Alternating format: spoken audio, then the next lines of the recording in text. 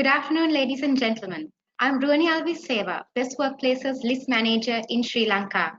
We're happy to have you all tuned in to our fifth and final webinar in the weekly series that was geared to help you learn from the best workplaces in Sri Lanka. This webinar series is hosted by Great Place to Work, the global authority on workplace culture. Having globally surveyed more than 100 million employees over 30 odd years has helped us understand that it is trust which defines a great workplace. The Great Place to Work assessment helps organizations quantify their culture and produce better business results by creating a high trust work experience for all employees, which leads to a high performance culture. Great Place to Work identifies the best workplaces in Sri Lanka through publishing the annual Best Workplaces list. We believe that there is a lot to learn from the three organizations featured in today's panel. In alphabetical order, firstly we have AIA Insurance Lanka. AIA, one of the largest pan-Asian life insurance groups in the world, is a key player in Sri Lanka and has helped millions live healthier lives for almost 3 decades. This laureate has appeared on Sri Lanka's Best Workplaces list for 7 years in a row after 2019 and has featured among the inaugural 10 Best Workplaces for Women in 2019. It is represented today by its CEO, Mr. Nikhil Advani, who has more than 25 years experience in the insurance and financial industry, and Director for Human Resources, Mrs. Thushari Perera, a senior HR professional with over a decade of experience in human resource management and leadership practice. Secondly, we have Bharti Airtel Lanka Private Limited. Airtel is a leading global telecommunication company with operations in 18 countries across Asia and Africa, and they are among the top 3 in the world in terms of subscribers. It has made it to the Best Workplaces list 3 times and is also among the 10 best workplaces for women in Sri Lanka. We have with us Director and CFO of Bharti Airtel, Mr. Narendra, Vaidya, who has over 27 years of experience, of which 20 years are with Airtel, overlooking the South Asian market. We also have Head of Human Resources in Sri Lanka, Mr. Kanishka Ranaweera, who accounts for over 15 years of HR leadership experience across MNCs and local blue chip organizations. And thirdly, we have on our panel, Mountain Hawk Express, licensee of Federal Express Corporation. FedEx provides express transportation, providing rapid, reliable, time-definite delivery to over 220 territories. MHE is also a fully owned subsidiary of Haley's Advantage, which offers logistical solutions across South Asia. It is featured on Sri Lanka's Best Workplaces list for 4 years in a row after 2019. It is represented today by Director and CEO of Sri Lanka and Maldives, Mrs. Chamila Bandara, who has over 23 years of commercial exposure across multiple sectors in both MNC and local conglomerates. And lastly, we warmly welcome Ms. Evelyn Quick to moderate this panel.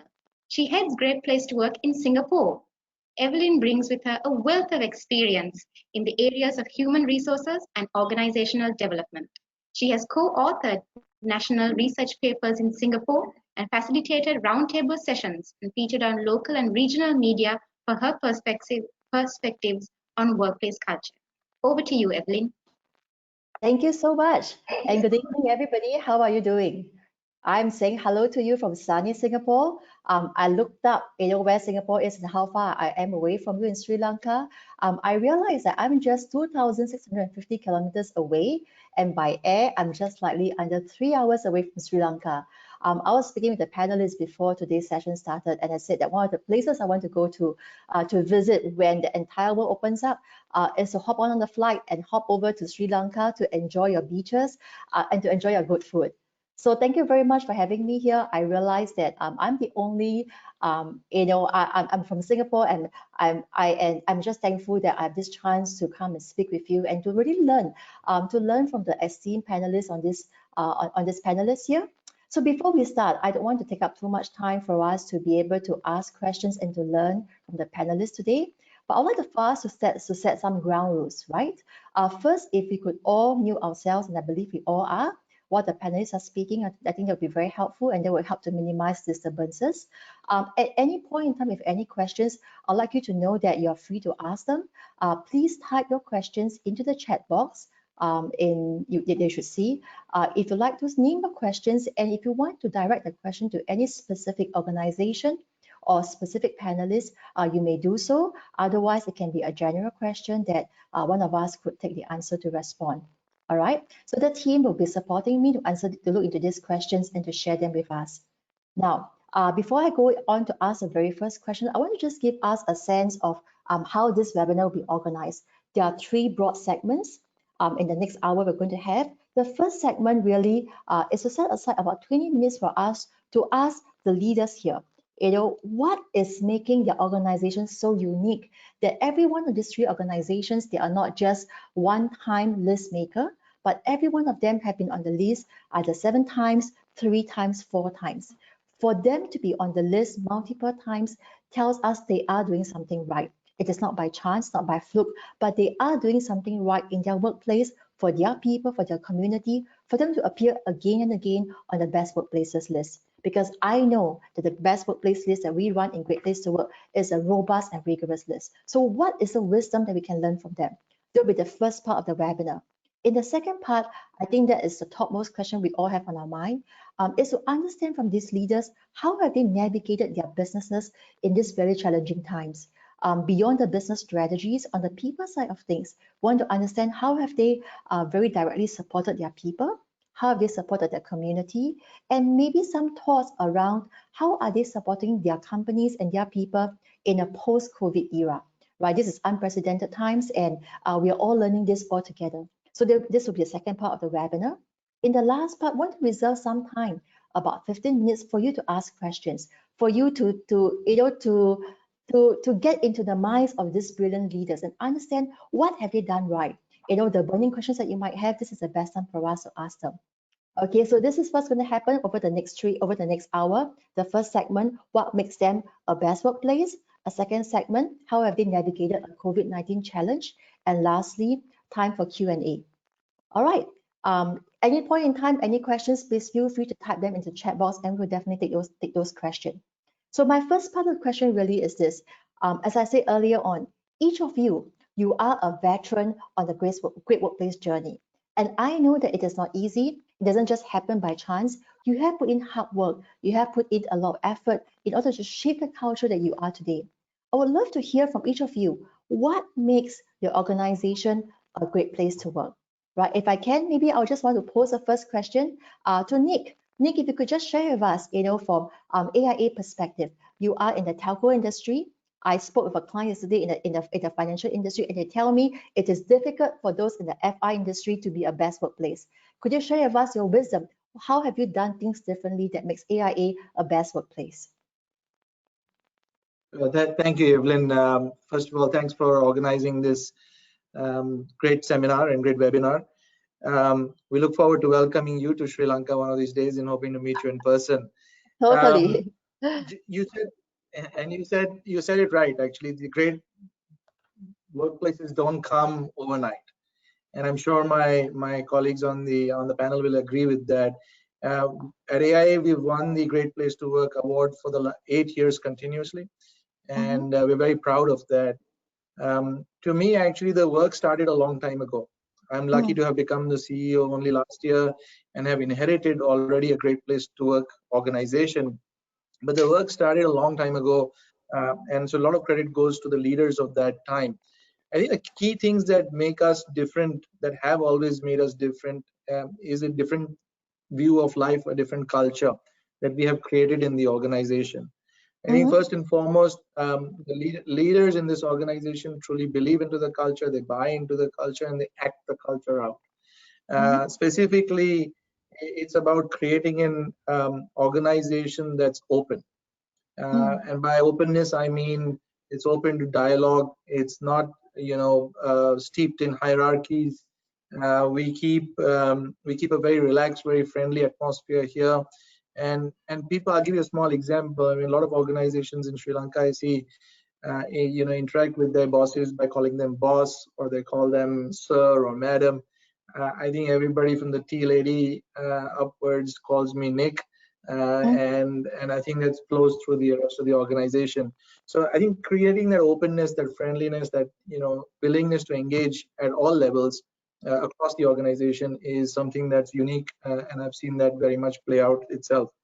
I think the other thing is we appreciate diversity, and from diversity we really appreciate the views we get. So gender diversity, we have almost, I think 47-48% of our work staff are females, and I think we have a very large portion of our agency force, 49%, as being women. So we've cultivated that gender diversity over a period of time, equally on the community diversity, and that brings just different perspectives, different viewpoints to the organization, and makes it so much more richer, robust, and experience for not only us, but for our customers and for our well planners.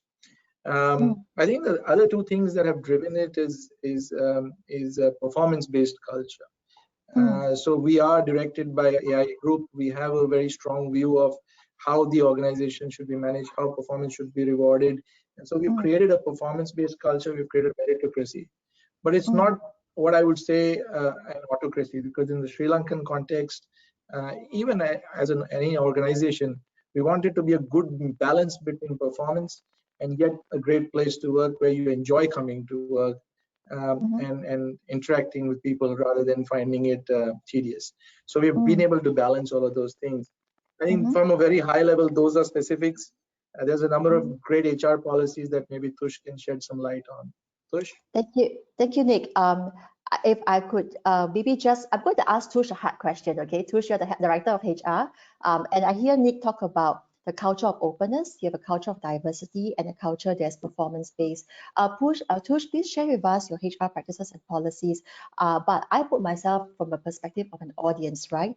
And you talk about how your culture is not steeped in hierarchy. I'd love to hear and to understand how have you created that culture? Because not every leader, Nick, you believe in that, but I'm not sure if all the line leaders may believe in that. So how do you bring your line leaders together so that they all believe and they are all comfortable to be addressed by the first thing, all right, to have the open culture? We'll love to hear from you from that. Yeah, thanks, Elvin. Mainly, as Nick said, any culture. So an organization's become a great place to work through its people. So it's very important to engage employees and make them happy, and also to make them happy and motivate them to create this openness, that positive culture in the organization. So what we believe is employee engagement is the key component to build this openness, positive culture in the organization. So that is one part. So when it comes to employee engagement, we don't believe doing 1 or 2 events per year as employee engagement. It's more like driving engagement through employees' life cycle from onboarding to exit. And all these processes are evolving, considering people expectations and business expectations time to time. Since you said about openness, how we have open to change, how we have evolved, let me explain you with 1 or 2 examples. For an example, Nick says, yeah, we are very much concerned about performance-based culture. And then it's very much important for us to bring a performance management system into our culture. So for an example, a few years back, 6-7 years back, when it comes to our performance management system, it's more like individuals, they have objectives, and the weightage is given like achieving objectives. 80% weightage is given to the objectives, and 20% weightage is given to the objectives, how it has achieved. It is what part as well as the how part, right? So what but and the how. when it yes, what and the how. But last 3 years back, we have analyzed it, and we changed that weightage to equal weightage, like what is given 50% as well as how is given 50%. It's more like bringing quantity as well as qualitative aspects. So it's Thank like you. more or less equal weightage. But recently we have evolved. Even we changed our terminology. Like it was like performance management system. So it is like performance development dialogue. What we wanted, we bring is more like conversational basis, more dialogue basis, giving regular feedback, and adding more time for people to engage, have that open, honest conversation between people managers and their reportees. And also, in addition to that, we have brought in gamification tools to build excitement and engagement within our young workforce. Uh, Something like when you say performance management is a bit like a boring subject, but it's more like to make them exciting and for them to open up and come up with giving feedback, receiving feedback. We have created that excitement within our organization. It's one example I just want to elaborate. So I'm hearing a organization where there's life, there's excitement. You engage them throughout the employee life cycle. It's not about how you win the game. It's not about winning the game, but it's how you win the game. And there's regular conversation throughout the year. That's what I'm hearing from you. Yes. Thank you, Tush. I'd like to just shift the attention to Bharti, Airtel, to Narendra. Narendra, could you share with us what is a unique feature about about your organization that makes you a great place to work? What is your culture like? How does it like to work in your organization? Thank you, Evelyn. Thank you inviting us for this webinar. Okay. So Bharti is a very old organization and it's a employee-centric organization. It is the DNA of the Bharti, the employees first. Okay. And the second important culture that we drive when the person joins in the organization, we enable his work environment. Okay. And secondly, we enrich his experience. So I'll just give you example for the two of the things. Enable work environment means when we get somebody on board. So when we get somebody on the board, we do a lot of DNA working with the person and enable him to adopt the culture. And we also adopt the culture of the person also. It's not one way, it is a two-way approach. And the second is enriching experience. Every 2 years, we give people a new kind of job, add new value to their jobs.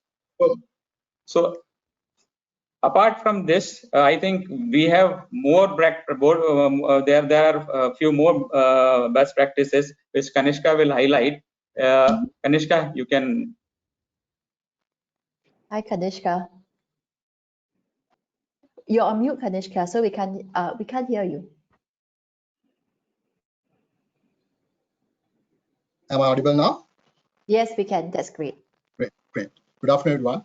So if an employee joins Airtel, we promise them two things. Number one is, as Narendra told, enabling work environment. And the number two is enriched work experience. We also call this our EVP or employee value proposition. So if I'm to talk about few salient features about the work environment, I would like to first talk about our participatory management style. So in Airtel, what we believe is more you get people involved in the decision making, the quality of the decision would improve, and also the effectiveness of the decision making also it will be easy. Now, when it comes to the strategy formulation and also implementation, we have this same approach. Now, I will give you one example where we use this participatory or the team-based approach in the strategy implementation. Now, once we finalize our business plan, entire plan is executed through the cross-functional teams.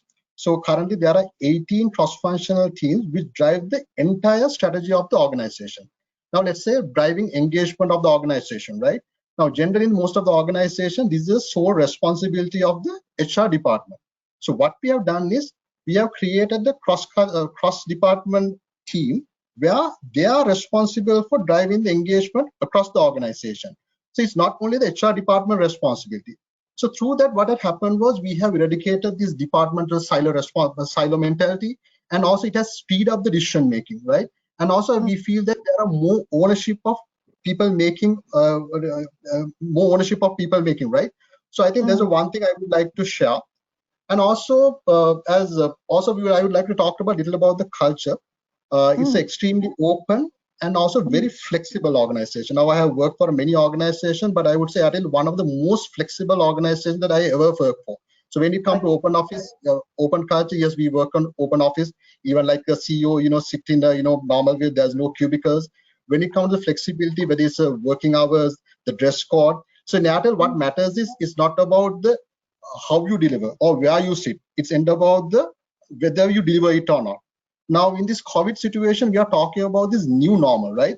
So I think to succeed in this new normal, I think it's very, very important that organization need to be flexible. So in that front, I think the organization Airtel culture is enabling to adapt to this new normal, I would say. And also, Shred also talking about employee engagement. I agree, like employee engagement is not about organizing event. It's about, driving the engagement throughout the life cycle. But in Airtel context, there's a bit of a challenge also we have because we have quite a number of outsourced employees. Now, yes, as organization, yes, we have been driving engagement initiatives for the employees. But we found out unless we get the third party or the outsourced staff member also engaged to our work culture, we will have a problem. Now, I will give a classic example, right? Around 3 years back, we have these distributor sales rep who are not our employees, right? They are distributor staff members. And we found out their attrition is very, very high, somewhere month around 8%. Now, when we do a financial calculation, the loss was somewhere around at that time around 78 million, which was very high. Now, when we found out the reason, it was they have the lack of engagement with Airtel. So what they were telling you, we are neither belong to Airtel or the distributor. So what we did was we had an engagement program to get them on board. So believe me that after 3 years, now we are talking about the attrition of 2%. Even last month, it had come to less than 2%. Yes, it comes with a cost, right? It comes with a cost. And also there are certain legal implications that you may have to be managed and you have to be mindful. But still, I think it's giving the benefit for us. And also Kanishka, other aspect, yeah. Can I ask a question there? I'm very curious about these contract workers. Are these contract workers with you just for a very short period of time, like a 1 year, 2 year period? Because this is unusual. I've not heard many companies who are so deliberate in engaging contract workers. So your contract workers, what kind of contractual period do they have with you? So really now, if you this particular segment I was talking about DSR, they are ranging from 1 year to sometimes they have been from the inception, they have been with us. So 1 to 10 years they have been in with us. So it's not only, so that's why we have to be a little careful in terms of how you manage the legal part of it. But the benefit that we have reached out by engaging them, because we invested them there in their career, we invested in their education, we invested their rewards, right? But then we are getting the benefit of it. Okay, right? Wonderful. Yeah. Just to add And also what Kanishka is saying, we have rolled out a superhero concept in the organization for the distributor staff. Okay. Okay. Yeah. So the other element that I would like to superhero talk about, sorry, Narendra. Superhero, when we have introduced the concept of the superhero for our distributors and staff engagement and other staff engagement of our other outsourced partner, it worked well for us. And from there onwards, for last 3-4 years, when we have looked up our journey in Sri Lanka, we are outperforming in the market. Wonderful, thank you. I think it's a very good segue for me to talk about this. So also then turn their attention to Mountain Hawk, to Shabila, right? Shabila, are you able to share? I can imagine in your industry, you are in the logistics business. It is not an easy industry, right? I can also imagine that perhaps you probably have a large group of contract workers. Tell me, what have you done, to engage and to build a very unique workplace culture for Mountain Hawk? Thank you, Evelyn, for that question. And I would like to thank Shadika and the Great Place to Work team for organizing this event. To start with, way back in 2014, our trust index was around 59%, and we've grown ever since. It's now at 91%, the most recent survey. Shabila, can I just ask, you said 51% in 2014? Yes, 59% in 2014, and it has gone up to 91% now. Yes. 91% in 2020. I love statistics when I give the data like that. My eyes grow bigger. Tell us, how do you transform the organization? Yes. So I'll just touch on 3 key success stories just for you all to take from. To start with, the culture alignment is very important. Okay. Culture is a very broad area, and I will just touch on 3 critical points shaping our culture. First, the PSP philosophy that FedEx, it's actually practiced in the FedEx world. PSP means people, service, profit. It's simple. By creating a positive working environment for employees, they will provide better service quality to customers, which would then lead to customers using FedEx products and services. Secondly, it's the purple promise. It's to make every FedEx experience outstanding. This promise is our pledge to every single customer. Finally, defining the purpose. Why is it important? Why should an employee at Mountain Hawk Express come to work? For us, it's to connect people with opportunities. So it's very important that some of the critical aspects shaping your culture is clearly defined and very clearly articulated to all employees. Clarity is essential.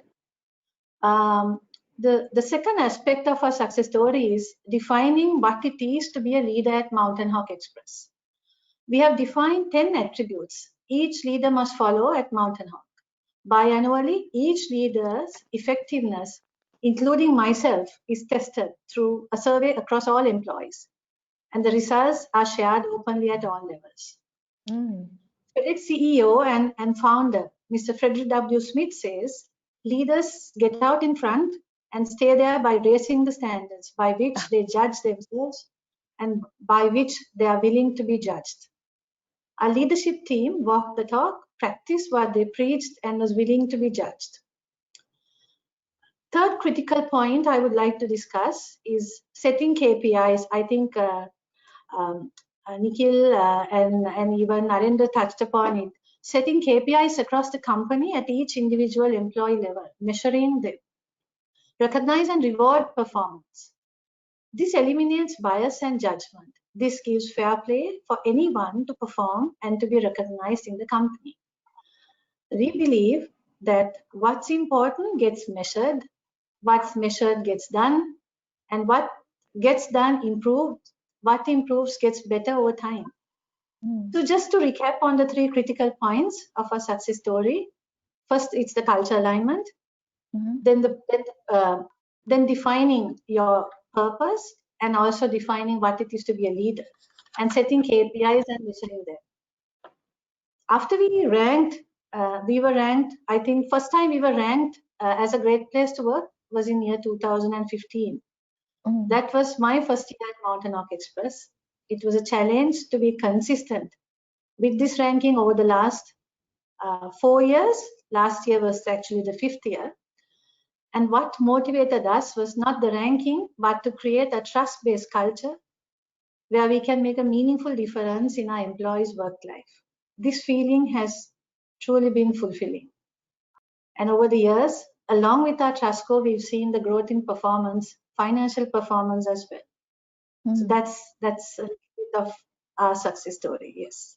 That's an awesome turnaround story I'm hearing, Shamila.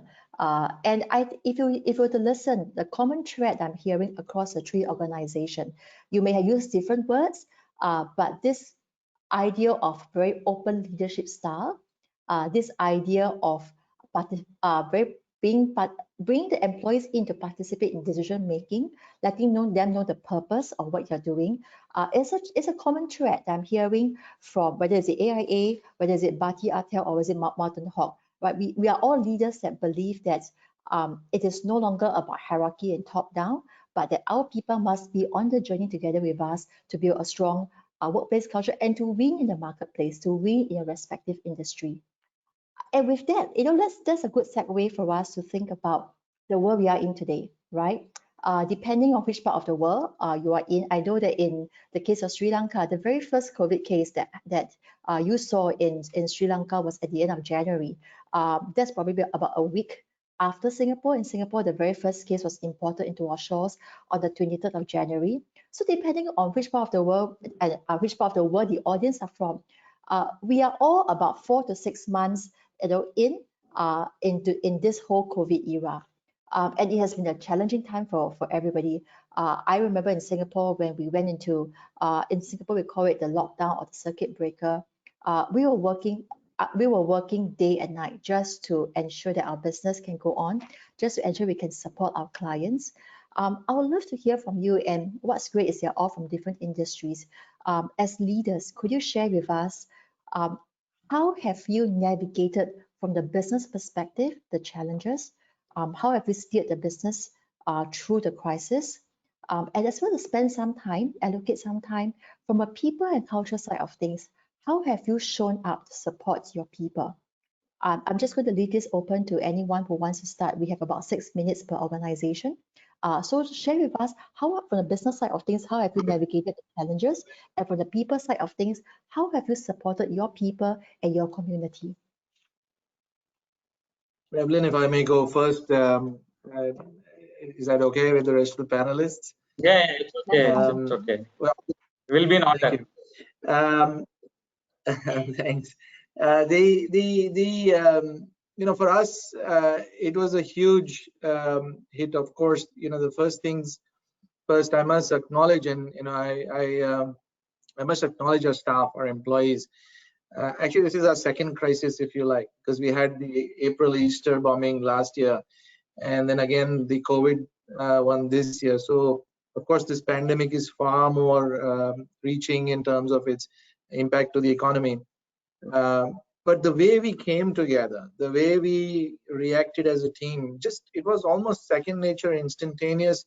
One didn't really have to say anything, and you know what I saw was a organization driven by purpose of taking care of our customers, leading you know, our teams to make sure that we were ready to take care of any claims, any service issues, continue our business of writing insurance because people still need insurance, pandemic or no pandemic. And so we came together as a team, and within 48 hours we were 100% work from home. Wow. And that is a true testament to our resilience as an organization, our drilling and our practice of, you know, business continuity planning. So it was planned, but the way it's executed, not once, but I've seen it twice now, was flawless. Was just brilliant to watch from afar or even close in, how the teams come together. So there's just this natural synergy of how we've reacted as an organization, which always makes me proud. But work from home for such a long time is not something that we had ever thought of or planned about. And so a number of things had to be done.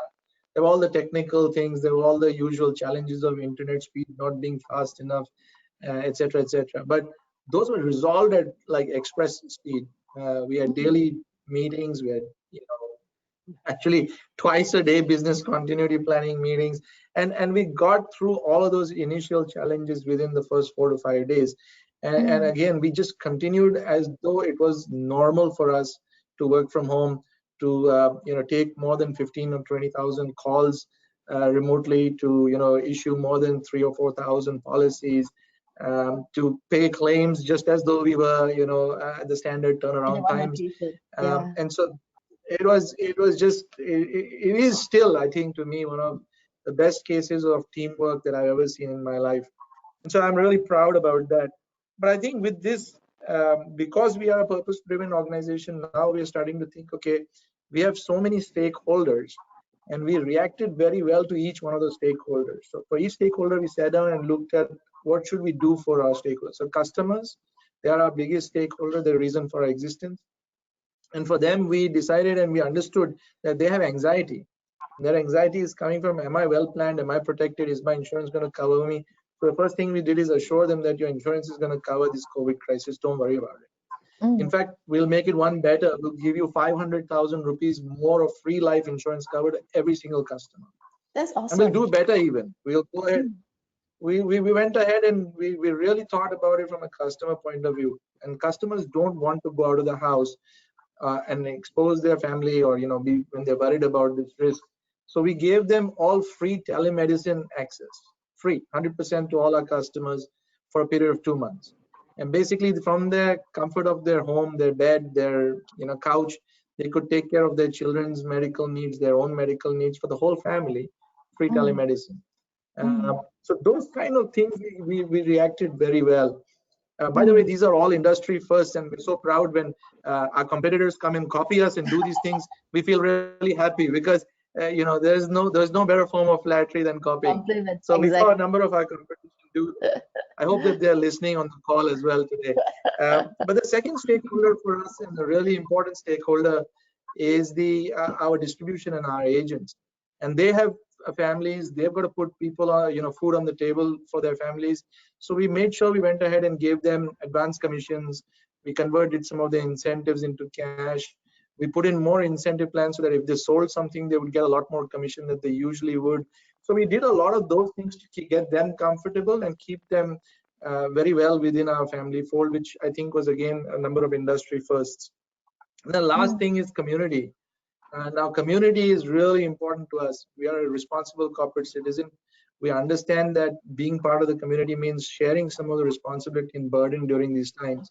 And so we did a lot of donation to hospitals for the PPE equipment, for thermometers. So we worked with Homagama Base Hospital and gave them some equipment that they needed. But more importantly, we were also concerned about the frontline staff. If you look at these doctors, these nurses, they are putting themselves and their families at risk. I don't think they're adequately covered from a life insurance point of view. So we gave the 3 COVID hospital staff, the specialty hospital staff, free life insurance and free hospital cash, which is if they fall sick or God forbid the worst happens, at least their family would get some additional security. And again, these are very moments that make me very proud. I'm going to pass it on to Tush for the staff, but one key thing for us is we've never worked from home. So learning how we each operate, managers, how do they operate from here? How do they deal with staff for work from home, and staff on how does that whole dynamic work? It was not a small task. And I know Tush did an amazing job of constantly engaging. Actually, we still are working from home for the most part. So I'll leave that to Tush to explain. Go ahead, Tush. I'm sorry, Tush. Because of time, I do have to. We wish we could hear from you all the things you have done for your people. But we do want to be able to also share the time with the other panelists on board here. But I want to just make a note that to me, the characteristic of warmth, humans' warmth and generosity came out very strongly from AIA's examples of what you have done for your community and for your people. Shamila, I would just to hear from you, having gone through this crisis, could you share with us perhaps what are one or 2 lessons that you have learned as a leader from dealing with this crisis situation? Yes, for us, it was actually quite different to the way Nikhil explained with AIA, because we couldn't have a complete team working from home because we are almost part of a essential service provider. Essential service, so, yes. So then it was our duty to make sure that the customers in Sri Lanka are connected with the rest of the world when the airports were closed and no flight connection. So it was quite a challenge for us. And yes, so since we are handling express cargo, courier shipments, we were also inspired by some of the how the other FedEx entities across the world, how they operated and how they continued to deliver packages. So this actually, this really motivated us to do the right thing even in Sri Lanka as well. And we knew we had to be open and operational 24/7 because that's the nature of operation. And well, one good thing is prior to the lockdown, we anticipated when we heard about what's happening in China, and when we were getting news about the COVID situation, we really planned it out with the leadership team, and we drafted our BCP plan somewhere in late Feb, and even we started getting ready, even with resources. Even some of the laptops we were like planning to work from home. So even the laptops in your storages which were not functional, we repaired them, and we really started sending safety alerts as early as even early March. And even at Haley's Advantage level, the group level, there was a crisis management team that was set up, and we were frequently receiving guidelines and direction. Well, one thing I would just like to mention is everything was planned, but we did not anticipate tackling the fear factor amongst people who were asked to be out there in the field to work, to report to work physically. So we had 2 teams, one team completely working from home, the other team physically picking up and delivering packages. So how do you tackle that? Yes, so one good thing we did was we got the leadership team to report to work to show that we are in it together. We even gave employees who physically reported to work the assurance that it's not only them, that we are risking our lives together, because a lot of questions were asked. Can we go out? Because these are a lot of physical contacts outside the office. And as you have to walk the talk, even I went to work every single day during the lockdown period, although I had the option of working from home. So did the management leadership team. We all did our part. And so giving confidence was one very important thing to the ones who are outside. And also there was another team who was in working from home. So how do you manage them? And so what we did actually was we had a lot of for the ones who were working from office physically, we had several meetings. We gave them a lot of courage just to tell them that they are doing a great job. And because one thing, communicating to your employees as to what you are doing, connecting them with the job purpose is very important, because we were carrying a lot of medicine for sick people, even some of the businesses to manufacture PPE, they needed thermal temperature detection cameras, so we had to bring them down from various countries, even bringing down COVID test kits. So we had a big task to do. So we continuously told the people who are handling it, you are doing this great job. So that was very important. And the other people, the set of people who are working from home, majority, our entire call center, even the sales team and a lot of other support services, we manage from home, working from home. So how do you assess people? So since we have a strong KPI based measurement, we ensured that the KPIs were measured on a daily basis, where the HODs or the heads of the departments had one-to-one sessions every day with the teams, with their respective teams.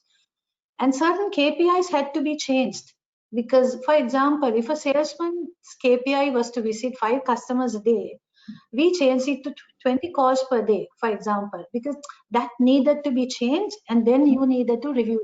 So that was very important. And we needed to collaborate 2 teams, because working from home and physical people who were at work. So we had many other collaborative events, like even Vesak, even Ramadan festival, we celebrated digitally. Yeah, it was we all got this employees that happened. Yes, we got employees to show images of their house decorations, lanterns that they've done, and even the best iftar table. So things like that, we kept the spirits up, we kept them going. Great. That's great. Yes, and a lot of time spent on training, because FedEx also has their own training academy, Purple Academy, and also Haley's Advani's HR team really supported us with a lot of webinars. So actually, April was the month where we had the most number of trainings, and all this, I think, yes. So we made sure that we invested on our people, and I think that made sure that we gave uninterrupted services in Sri Lanka and lived the purpose. And not a single day was closed where we were actually on board from day one. Thank you, Shamila. So I'm hearing from you, if I could summarize, all the wonderful things you have shared, 3 key points that leaders can do. The first is leaders must show and model the way, right? So you appear in the office to assure the people that you are together with them. A second thing that you do was to inspire your people, for them to know that what the work that they do is meaningful, is essential, is purposeful, because they are helping the economy to recover. They're saving lives literally, right? So that's the second thing. And the third thing that you did was a human touch. And that is through celebrating festivities, having them show their homes, as well as ensuring that training goes on, that you're investing in them. So the human touch, role modeling the way, as well as the human touch, role modeling the way, as well as, what was the last one? Inspiring them on the purpose. So this was the 3 things that FedEx had done for your people. That's awesome. I want to just shift the attention now to Narendra and Kanishka. You are a telecommunication company. You are a telco. Tell me, share with us, right? How have you, what tools have you used to communicate to your employees during this time when everyone's dispersed all over the place? What are some communication tools, or how have you enabled a collaboration to happen during this time when everyone's working from home? Alina, thank you very much for this question. Okay, and I would like to thank you, the organization staff, as well as partner organization staff, which are actually connected with us for a longer period, 7 years, 8 years. Some of them are 10 years. Okay, And for last 3-4 years, whatever good practices we have followed for partner staff as well as for the staff, what we have changed, okay, that has actually paid us in this COVID situation. Before that, in April also, we have faced such kind of problem where complete distribution and the network has come into the picture. And because of those events, we have learned more about how to have a BCP plan in place and how to monitor it on a monthly basis. So what we have done is, first, when we came to know that government has declared on 15th of March that work from home, if you can do for 5 days, they have allowed to do adopt this practice of work from home.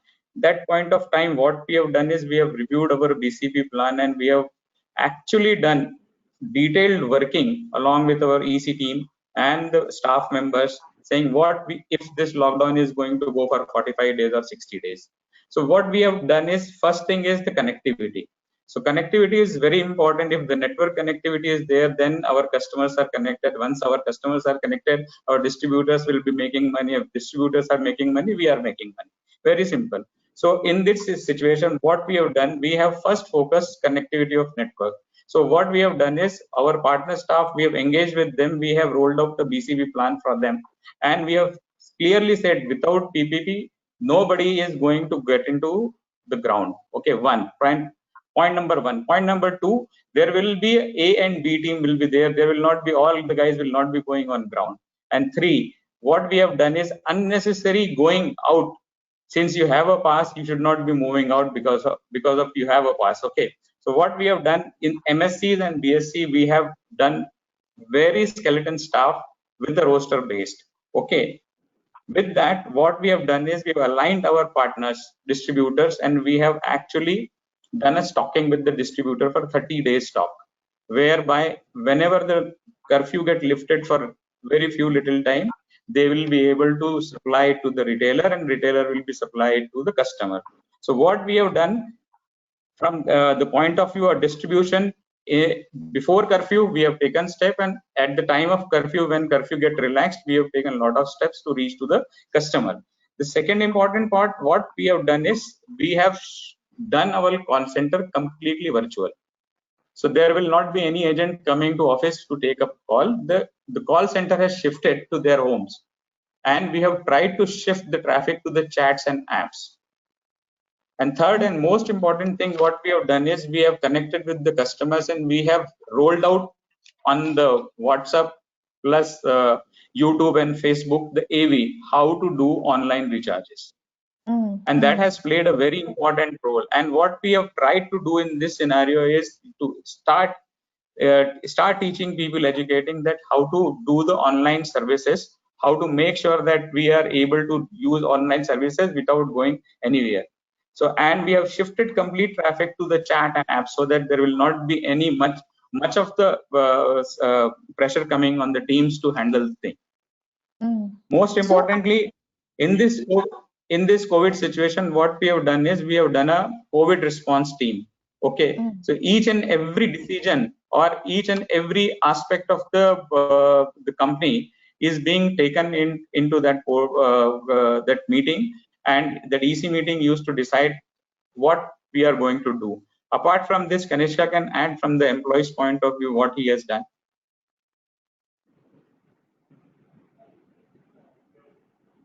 Yeah, I think I will focus in terms of the yes, COVID. I think as a company, as a society, as a country, I think we have done well, right, in terms of managing situation. So that I think we all need a pat on the back.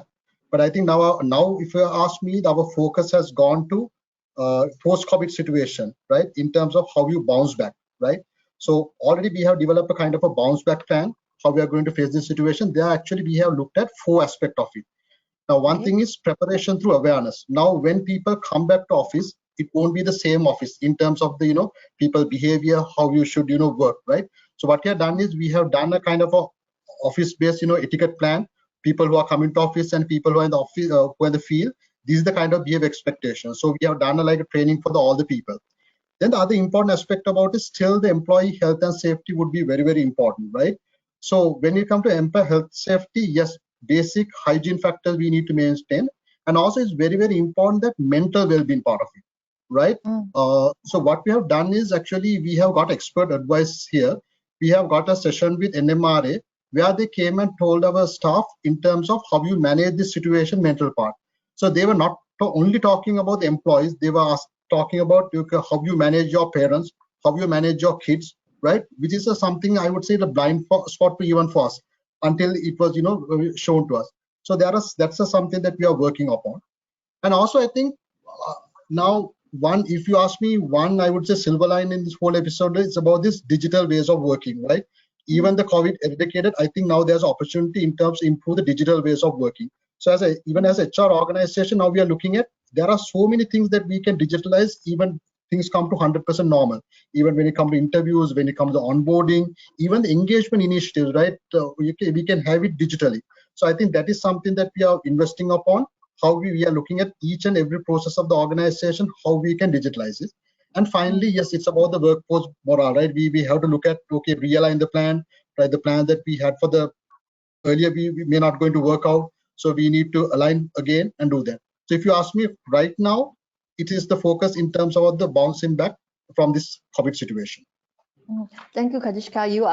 You might be a prophet because you are anticipating the questions that are coming from the audience. And your answer was just answering that. The question that came in was really, how do we amend our welfare policies post-COVID?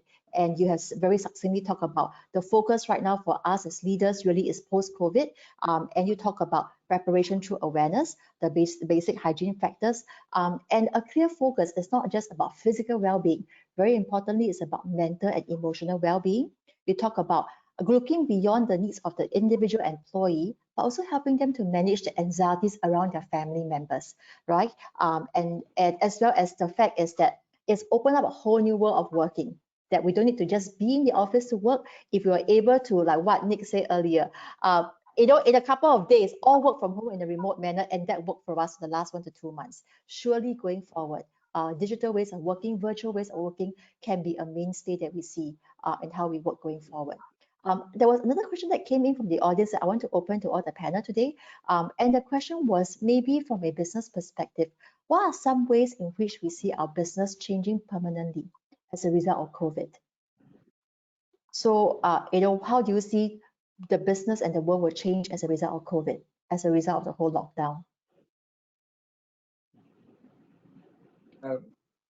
One for us is going to be, a far more digital journey for our customers as well as for our distribution. This is something that we were attempting to do, but our plans have been accelerated at a pace that we couldn't even imagine. That's right. So there was a survey, McKinsey survey that says that 5 years, right, shortened to 5 months, 5 weeks, like what you say, Nick. Yeah, I would say even 5 days in some instances. But I think from an employee point of view, and Tush can jump in here, it changes so much for us in terms of how we're looking at the employee dynamic. Tush, jump in, but I think we're looking at work from home as being a more permanent arrangement. We haven't finally decided. We're going to test it out over the next few days. But go ahead, Tush. Why don't you jump in on that, please? Yeah, Nick. One thing, if you ask what's going to change, definitely work arrangements. So last two weeks, suddenly, as Nick said, before COVID, we all came to work. But suddenly, within 24 hours, 800 staff, they suddenly started working from home, and we managed to processes, practices, everything digitally we managed. Now it's time when they come back again. We don't want to go back to our old normal way. So what we are thinking of practicing this work from home concept in a more organized manner. Even from this month onwards, what we have done is we have rostered people. We didn't ask all employees to come to office. So what we have done, we have grouped in them. We asked them to come to office, one group to come to office at least for 3 days per week, and then 2 days to work from home. And again, that 3 days coming to a particular group, when they come to office, they have to come to that entire week, considering the risk factors kind of thing.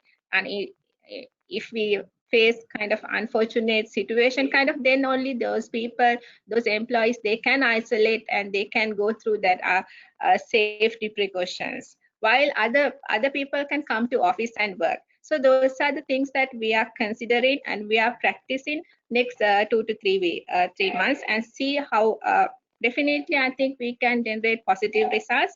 And the productivity side also, when people work from home, now they have used to work from home. So it's a kind of a positive impact for them to manage their work-life balance. Like last 2 months, like it's real work-life balance for employees.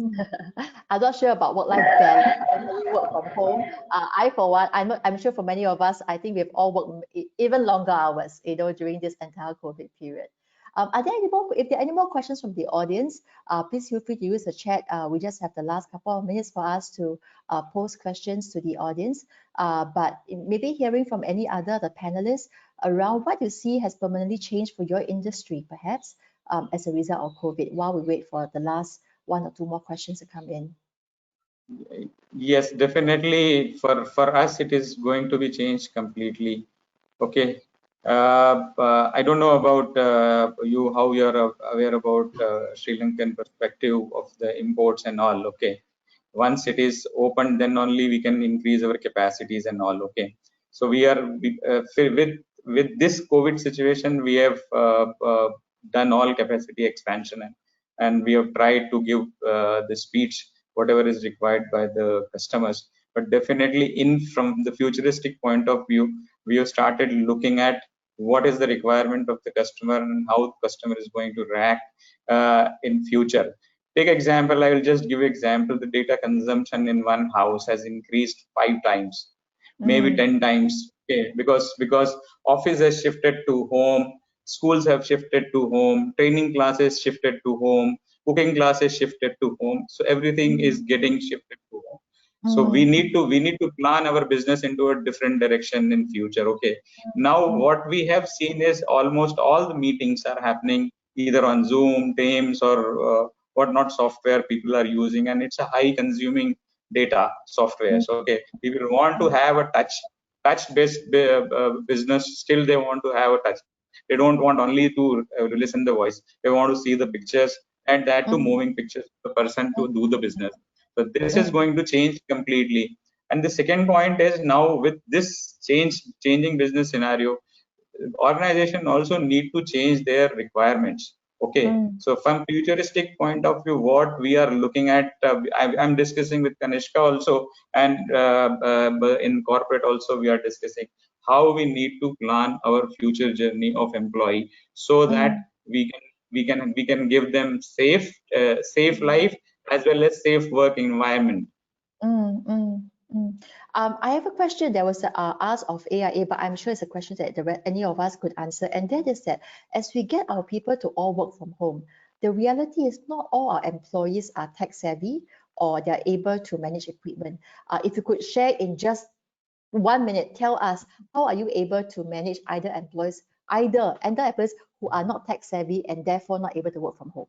In 1 minute, we only have 1 minute left. Look, I think it's a good question. In our case, our employees, I wouldn't even call everybody tech savvy, but everybody can operate a computer, and therefore has been able to. We've proven it. Has been not only that, actually, we have a number of agents of ours. We have 3,400 agents, and I would say the majority of them have worked from home, have started to use Teams applications, attended at least one online training. So I don't believe this not being tech savvy business. I think that's just nonsense in my view. Ellen, can I answer your question in one line? Okay. Yes. After 2013, when the smartphone came into the picture of the in the life of the customers, everybody is become a tech savvy. Okay. Even the person who has not got educated, he can. So all these gadgets are user friendly. Okay. So they are helping. No need to have a training.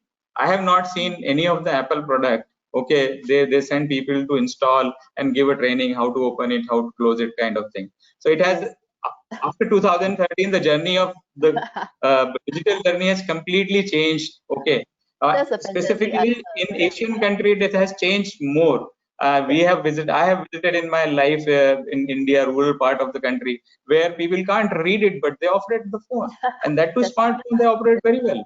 That's right. That's right. So I love the answer. What's the smart answer? Yes, with the smartphone, there's no such thing as we can't operate and we're not tech savvy. Fantastic answer. One final question, one answer, and that is that the question that it is inevitable for employees to fear their job security, that they may lose their job. How have you managed to allay those fears? What kind of communication have you given to your staff? Perhaps just one of us would answer that question. Can I answer? We are a lean organization. So there's no fear of job loss because everyone is fully utilized and maximized. Okay, I don't want to hear from you then, Narendra. Let me hear from another person to see someone else if there was such fears and what you have done. Maybe Shamila. Yes, even for us, it's the same thing. We've reassured the team. We've gone through our structures. So for us, that's not going to be a question. But of course, we will improve productivity. We will relook at things. But that doesn't mean jobs would be at a loss. So that assurance has been given. But it's a constantly changing process. We are looking at it. Okay, all right. Thank you so much. And with that, I want to thank all the panelists for being so forthcoming in your responses, sharing your experiences so generously and so openly. I learned from you and I enjoyed this session very much. Thank you very much. I want to hand over this one to Ruwani. Ruwani. Thank you. Thank you. Debbie, you need to. Thank you, Nikhil. I think Ruwani, you want to, before we turn off, Ruwani, you want to take over, or Debbie? Right. Thank you very much, Evelyn. That was a well-moderated panel session. So thank you so much for that enthusiastic questioning and for trying to answer as many questions as possible from the audience. We had a few more coming in last minute, as we apologize to the audience that we're running out of time. We want to keep this very quick and simple as well. So what we will do next is thank our panelists. Thank you so much for the effort that you put in to prepare for this particular panel and the time that you have dedicated in being here with us today. We had more than 100 participants today with us. So I think a lot of them had a lot to learn, both practically in terms of how your organizations dealt with the COVID-19 situation, as well as how you're creating great workplaces. So we have a quick question that we'd like to ask the audience as well. And that is, I hope these journeys also inspired you to create a great workplace in your organization.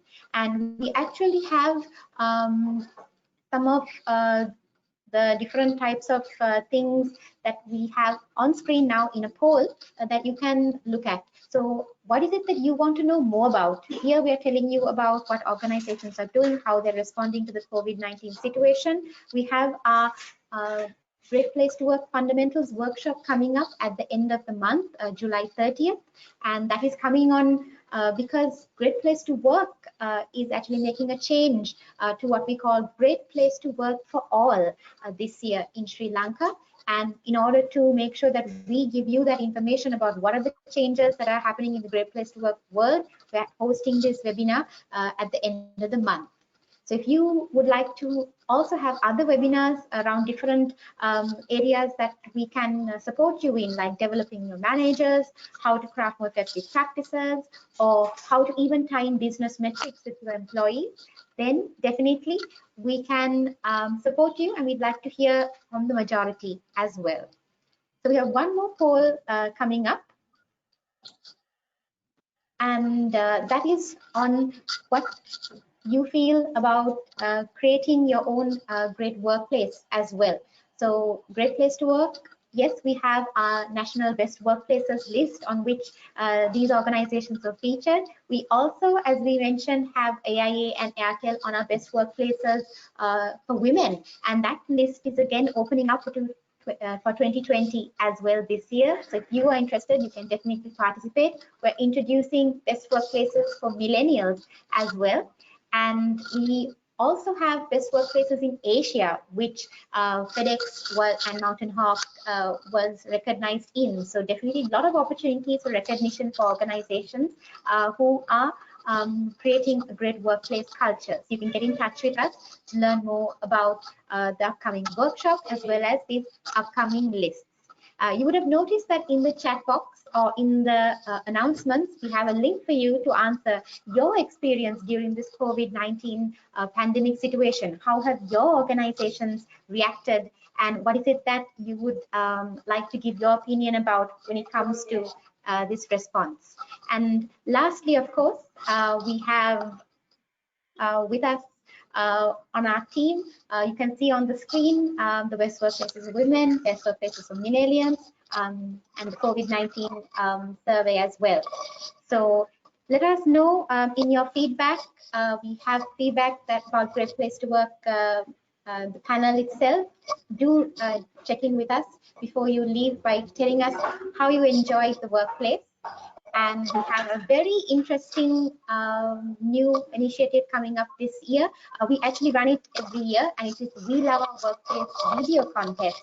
So it's completely free, and it's all about creating some enthusiasm about what we are doing as great workplaces. So all you have to do is submit a 2-minute video about why your employees love your workplace, and you can submit that to us. So we have registrations open until July 10th, and video submissions can be given to us until the end of July. So just an ad hoc, simple 2-minute video, and we'll be sharing that on our social media. You can gather as many likes as you can, and the winners will be featured at our Great Place to Work conference coming up in September, and the Great Place to Work Awards. So thank you again for participating today. We hope you have a very pleasant evening, and I take leave from you on behalf of Evelyn and myself and the Great Place to Work team. Thank you and goodbye.